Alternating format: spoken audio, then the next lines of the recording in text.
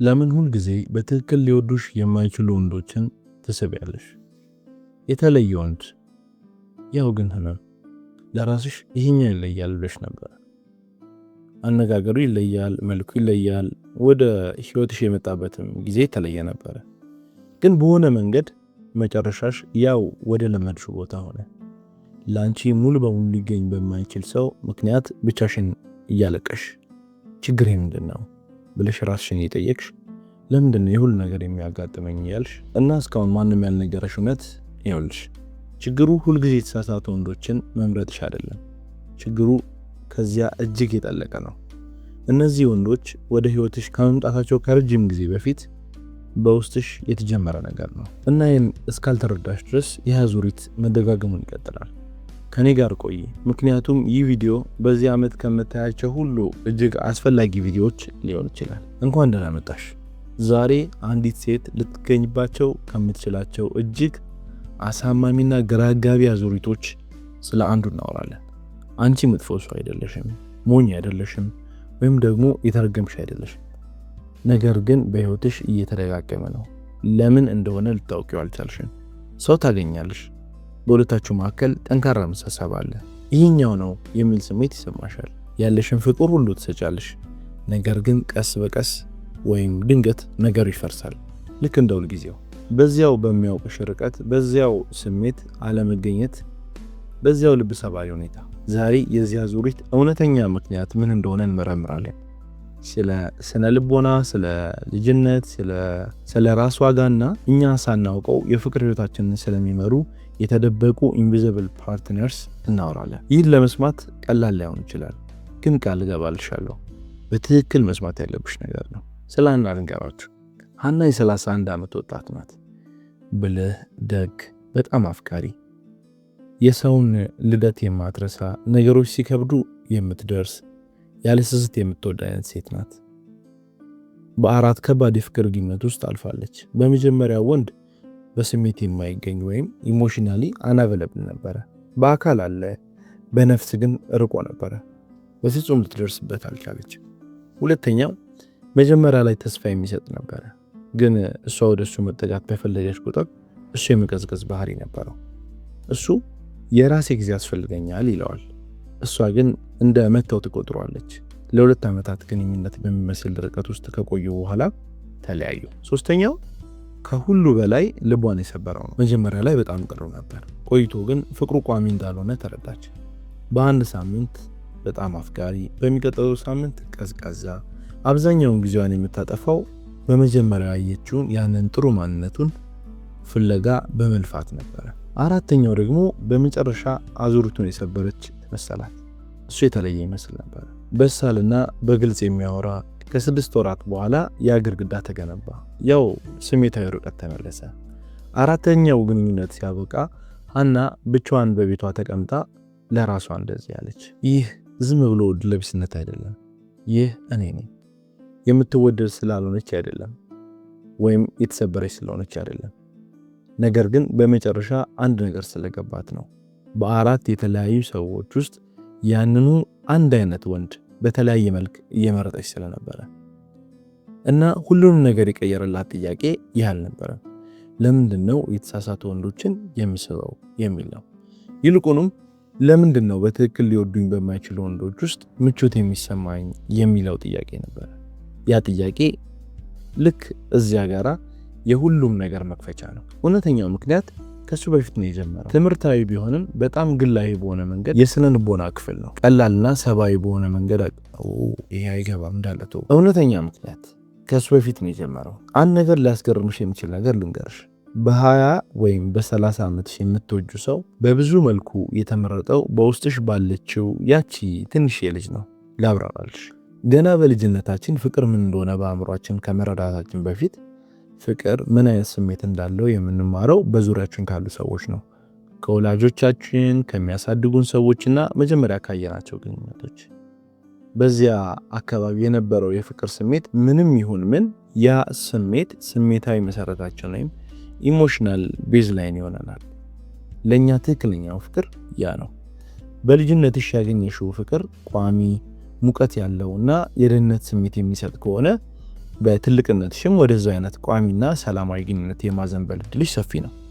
ነገር ግን ያገኘሽው ፍቅር የማይገመት ወይም አንፕሬዲክተብል ከሆነ አንዴ ሙቀት፣ አንዴ ቀዝቀዝ ያለ፣ አንዴ የሚገኝ፣ አንዴ የሚጠፋ፣ ያ በትልቅነትሽ ጊዜ ያ አለመረጋጋት እንደ ቤት ነው የሚሰማሽ።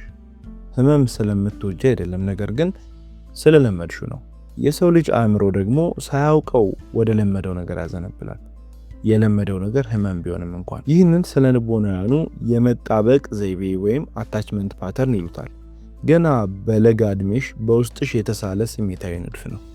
እናም ወደምትገቢበት እያንዳንዱ ግንኙነት በስተጀርባ በዝምታ ይሰራል። ስለዚህ በስሜት የማይገኝ ወይም አናቨለብል ወንድ ስታገኚ እሱን ለመድረስ የምትለፊበት አንድ አፍቃሪ አንድ ቀዝቃዛ የሚሆን ወንድ በውስጥሽ የሆነ ነገር ያንን ስሜት ያውቀዋል። ያ ስሜት ግን እንደዚህ ያልሽም ይሄ ነገር ያማል፣ ይልቁንም የሚልሽ ይሄ ፍቅር ነው፣ ፍቅር እንደዚህ ነው የሚሰማው ነው።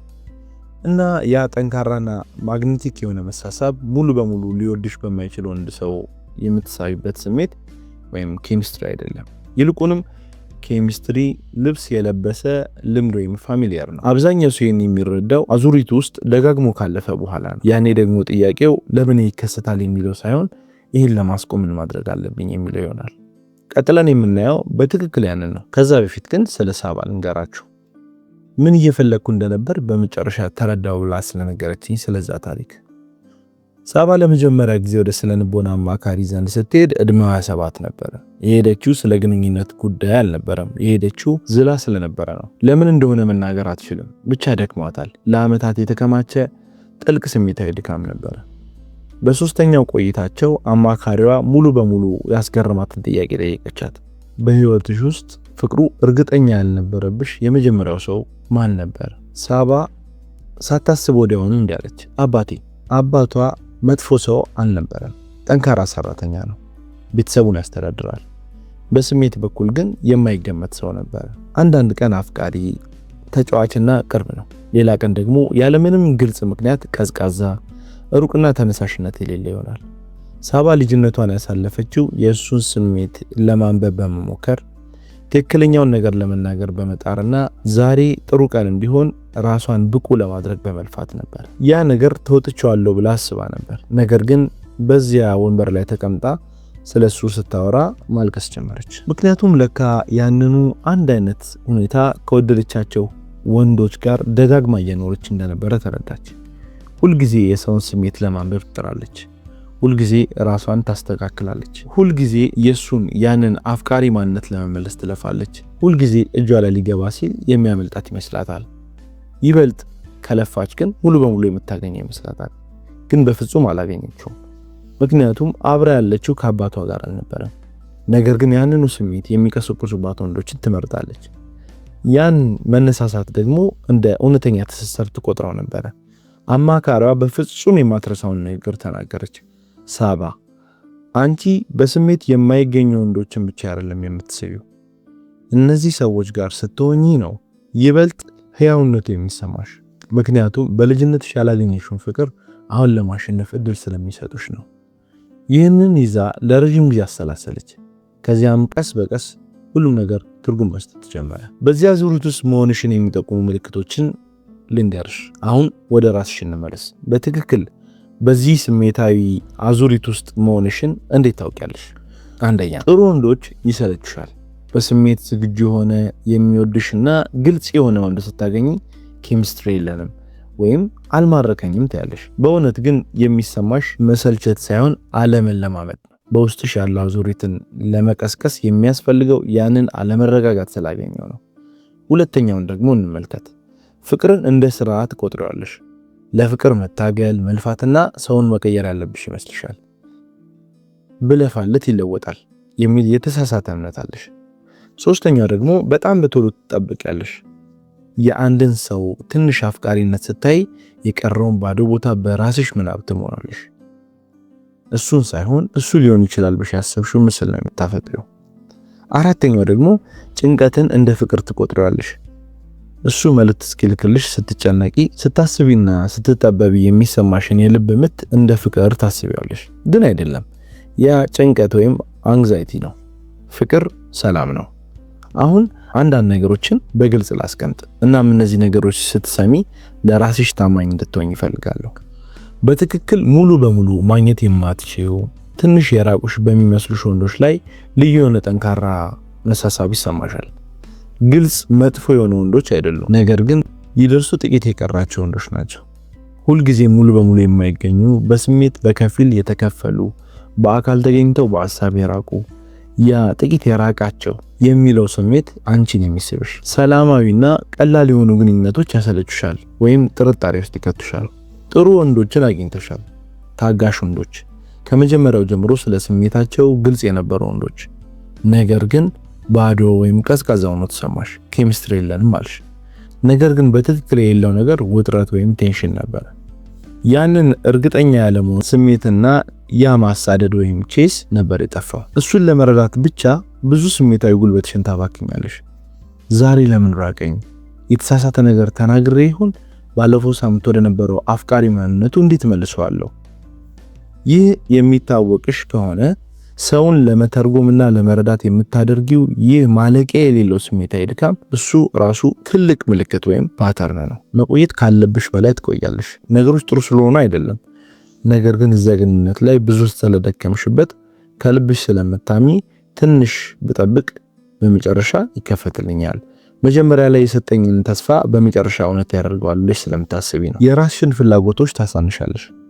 በህይወትሽ የሆነ ቦታ ላይ ብዙ መጠየቅ ሰዎችን እንደሚያባርር ተምረሻል። ስለዚህ ያነሰ ትጠይቂያለሽ፣ ባገኘሽው ጥቂት ነገር ትደሰቻለሽ።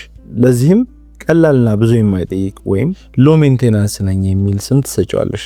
ከዚህ ውስጥ ማንኛውም ነገር እንደ መስታወት ራስሽን ካሳየሽ ይህ አዙሪት በውስጥሽ አለ። ይህ አንቺን ለመውቀስ አይደለም፣ መረጃ እንዲሆንሽ እንጂ። ምክንያቱም ማየት የማትችውን ነገር መለወጥ አትችይም።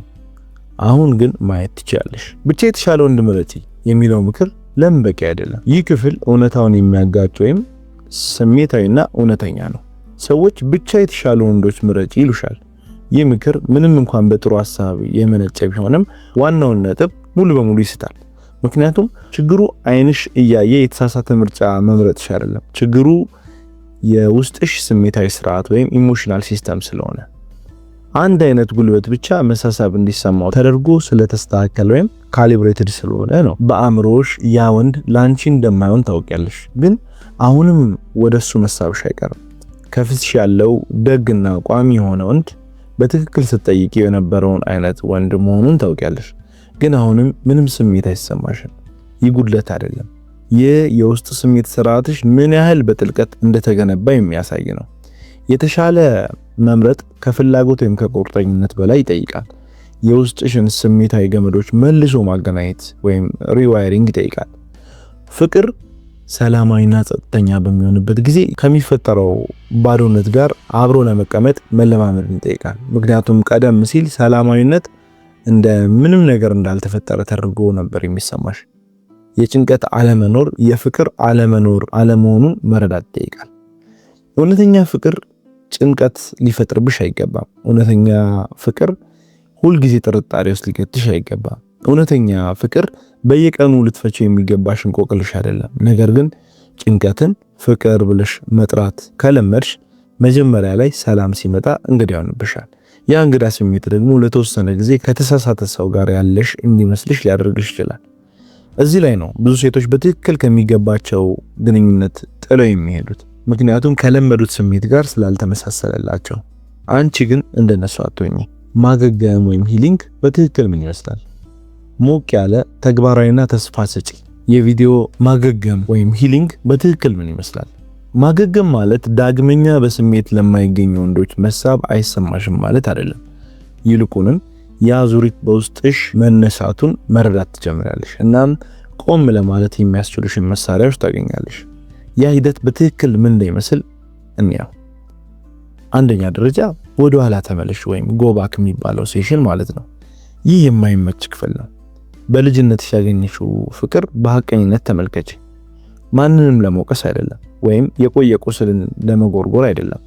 ነገር ግን ውስጣዊ ስሜታዊ ንድፍሽን ወይም ብሉፕሪንትሽን ለመረዳት ራስሽን ጠይቂው። በቤት ውስጥ ፍቅር ምን ይመስል ነበረ? ቋሚና አስተማማኝ ነበር ሁልጊዜ ፍቅሩን ለማግኘት መልፋት ነበረብኝ? ለዚያ ለምታገኙ መልስ ብዙ ነገሮች ግልጽ ያደርግልሻል። ሁለተኛው ደረጃ ደግሞ ለሰውየው ሳይሆን ለስሜቱ ስም ስጪው። ኔም ዘ ፊሊንግ ኖት ጀስት a person። ብዙ ጊዜ እንደ ታላቅ ኬሚስትሪ የሚሰማሽ ነገር የለመድሽው የድሮ ህመምሽ አዲስ ልብስ ለብሶ የመጣበት መንገድ ነው። ለስሜቱ ትክክለኛ ስሙን መስጠትሽ ኃይሉን ይቀንሰዋል። ሶስተኛው ደረጃ ለረጋና ሰላማዊ ፍቅር እድል ስጪ። give a calm love a chance።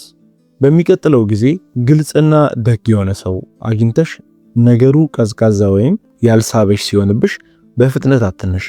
እዚያው ሰላም ውስጥ ቆይ። ከወትሮው የበለጠ ጊዜ ስጪ።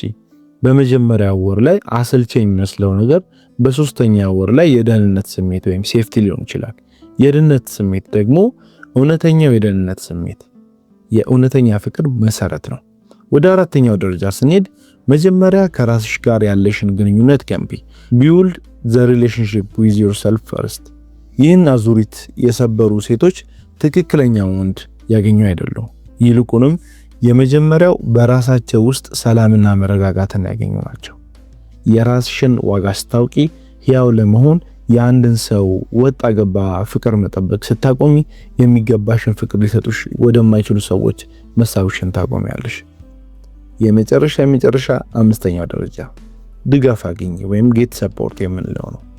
የስነልቦና ምክር ወይም ቴራፒ በተመሳሳይ ዓላማ ካላቸው ሰዎች ጋር መገናኘት፣ መጽሐፍ፣ ከምታምኛቸው ጓደኞች ጋር የሚደረግ ግልጽ የሆነ ውይይት፣ እርዳታ መጠየቅ መብትሽ ነው።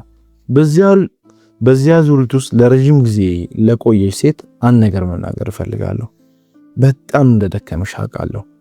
ከአእምሮ ስብራት ብቻ ሳይሆን ከተስፋውም ጭምር። ከእያንዳንዱ አዲስ ጅማሬ ይለወጣል ብለሽ ራስሽን ስለምታፈሹ ነው። ሁለት ሰው ሊሸከሙ የማይገባ የግንኙነት ሸክም ብቻሽን ስለተሸከምሽ። በውስጥሽ የሆነ ችግር እንዳለ ራስሽን ጠይቀሽ እንደነበር አውቃለሁ። በጣም የበዛው ነኝ? በጣም የጎደልኩ ነኝ? ወይስ ደግሞ ዝም ብሎ በመጽሐፍ ላይ ለሚነበብ ፍቅር አልተፈጠርኩም ብለሽ አስበሽ ይሆናል። ለሱ ተፈጥረሻል። የተሳሳቱ ወንዶች የምትስቢው የተሰበርሽ ስለሆንሽ አይደለም። የምታስቢው በልጅነትሽ ፍቅር ምን እንደሚመስል የተረዳሽው በዚያ መንገድ ስለነበረ ነው። እና ያ በውስጥሽ ያለው የልጅነት ፍቅር እና በውስጥሽ ያለው ያ የልጅነት ክፍል ገና ቀድሞ ጀምሮ ሲፈልገው የነበረው ፍቅር ለማግኘት በታማኝነት በህመም ሲታገል ስለነበረ ነው። ነገር ግን እንድትሰሚኝ እፈልጋለሁ። ያ ምዕራፍ ሊያበቃ ይችላል። ፍጹም የሆነውን ወንድ በማግኘት አይደለም፣ ነገር ግን እውነተኛ መሆኑን ለማረጋገጥ ወጣ ገባ እና እርግጠኛ ያልሆነ ፍቅር የማይፈልግ ጠንካራ ሴት በመሆን ነው። የምትፈልጊው ፍቅር ያ ቋሚ ሙሉና ቅድመ ሁኔታ የሌለው ፍቅር አለ። ነገር ግን እንደ ቀደሙት ግንኙነትሽ አይመጣም። በዚያ የልብ ምት በሚያፈጥን በሚያስጨንቅ መሳሳብ አይመጣም። በዝምታና በተረጋጋ መንገድ ነው የሚመጣው፣ እንደ እሳት ሳይሆን እንደ ሙቀት። እናም ያንን መምረጥ ይኖርብሻል። መጀመሪያ ላይ እንግዳ ቢሆንብሽም እንኳን በውስጥሽ ያለው አንድ ክፍል ስላልጎዳኝ እውነተኛ ይሆን ብሎ ቢጠራጠርም እንኳን ስራው ይሄ ነው። ይህ ደግሞ በህይወትሽ የምትሰሪው እጅግ አስፈላጊ ስራ ነው። በዚህ ቪዲዮ ውስጥ የሆነ ነገር ከቀሰቀሰብሽ እባክሽ ለራስሽ ብቻ አስቀሪው። ዛሬ ይህን መስማት ለሚገባው ሌላ ሴት አጋሪ። ከታች አስተያየት መስጫው ላይ ጻፊልኝ፣ ንገሪኝ። ይህን አዙሪት በራስሽ ውስጥ ታስተያዋለሽ? ምን ያስጀመረው ይመስልሻል? እያንዳንዱ አስተያየት አነባለሁ። ለዚህ ቻናል አዲስ ከሆንሽ እባክሽን ሰብስክራይብ አድርጊ። በየሳምንቱ ስለ ፍቅር፣ ስለ መፎስና መሆን ወደሚገባሽ እውነተኛን ማንነት ለማሳደግ ጥልቅና ግልጽ የሆኑ ውይይቶችን እናደርጋለን። መልስ የሌለው እንቆቅልሽ የማይመስል ፍቅር ይገባሻል። ይጅና ፈልጊው። በሚቀጥለው ቪዲዮ እንገናኛለን። ራስሽን ጠብቂ።